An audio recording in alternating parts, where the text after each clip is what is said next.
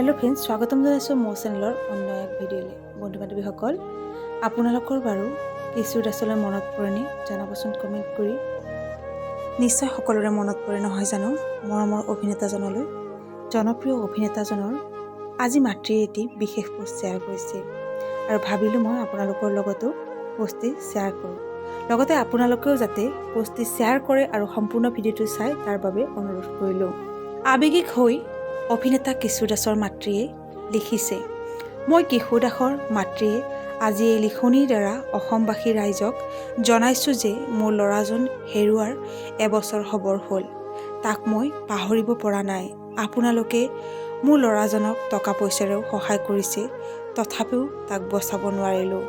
মোৰ ল'ৰাজনৰ স্মৃতিবোৰ ধৰি ৰাখিবৰ বাবে বহুতেই নানা ধৰণৰ বহু কাম কৰি আছে।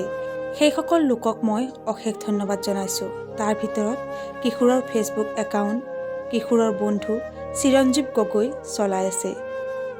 কিশোৰ দাস লাভাৰ ঋষি বৰা নামৰ এটা একাউণ্ট এজন সৰু ল'ৰাই চলাইছে আৰু আংগাত কিশোৰ নামৰ এটা ফেচবুক একাউণ্ট কিশোৰৰ বন্ধু এজন ৰাঁচী ঝাৰখণ্ডৰ পৰা চলাই আছে।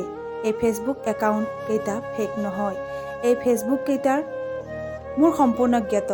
মোৰ ল'ৰাজনৰ স্মৃতিবোৰ যিজন ব্যক্তিয়ে জীয়াই ৰাখিব বিচাৰে তাক মই সদায় সমৰ্থন কৰিম।